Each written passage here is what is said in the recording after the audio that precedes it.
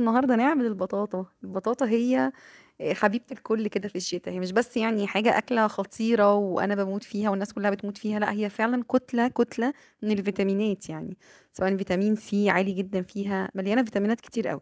بس طبعًا هي البطاطا مشكلتها إنها بتتشوي في الفرن بتاخد وقت طويل جدًا، وفي ناس ما بيحبوش موضوع الوقت الطويل بتاعها في الفرن، أو كمان طبعًا مشكلة موضوع الغاز، إنها بتخلص يعني. فالنهارده إن شاء الله هنعملها على حلة من فوق وهتدّيكِ إن شاء الله نفس نتيجة الفرن، وكمان لو أنتِ بتحبّي بطاطة العربيات فهي هتبقى نفس طعم بطاطة العربيات بالضبط يعني. فيالّا بينا نقول بسم الله ونبتدي الوصفة. هنحتاج مبدئيًا أجيب الحلة بتاعتي وأجيب البطاطا بتاعتي، النهارده عاملة حوالي 2 كيلو بطاطا. أهم حاجة يا جماعة تنقّوها بطاطا تكون حجمها وسط يعني، بلاش الكبيرة أوي دي، بتبقى مليانة مَيّة وبتبقى بتاخد وقت أكتر. بس بارصهم في الحلة من غير أي حاجة، وأرُش عليها شوية سُكّر، بطاطا بيضا، بطاطا صفرا طبعًا مش هتفرق يعني. وباجيب ربع كوباية مَيّة بالضبط وبارُشّها عليهم. وبعدين المفروض بقى إن البطاطا عشان تستوي كويس وتطلّع المَيّة اللي فيها لازم تتكمر كويس أوي. فطبعًا هي لازم تكون الحلة محكمة، وكمان يُفضّل إنِّك تعملي فيها زي ما أنا باعمل كده، إن أنتِ تجيبي ورق زبدة. أنا ما كانش عندي ورق زبدة فاستخدمت ورق عادي بتاع كراسة رسم، وبارُش مَيّة من فوق عشان أمنع إن الهوا يطلع منها خالص فتتكمر، فالسخونة تبقى عالية فيها فتستوي كويس. وأنا أوعدِك والله إنها هتدّيكِ نفس طعم البطاطا اللي بتاكليها من برّه. وبعدين أغطّيها وأولّع عليها النار بقى، أولّع عليها العين. أول ما تغلي، يعني باسمع طبعًا صوت الغليان من لمّا باحس بصوت المَيّة من تحت ربع كوباية دي إنها بدأت تغلي، أروح موطّية بقى عليها خالص واسيبها.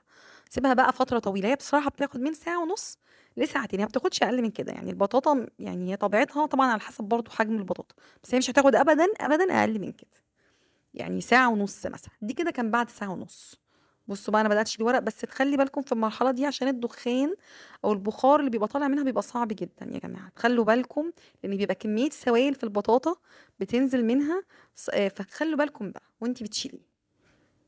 وموضوع الكَمْر ده بيفرق أوي في إن أنتِ تتكمر، بيكون بقى السكر والمَيّة عملوا من تحت كده زي ال الكراميل محروق كده يعني. أهو بُصّوا بقى، بُصّوا البطاطا أهي، بُصّوا شكلها. طبعًا مش قادرة أمسكها من السخونة إنها سخنة جدًا، فتخلّوا بالكم يعني. لو أنتِ في ناس أنا باحبها طبعًا، دي بالضبط كده هتبقى نفس عربية الشارع بالضبط.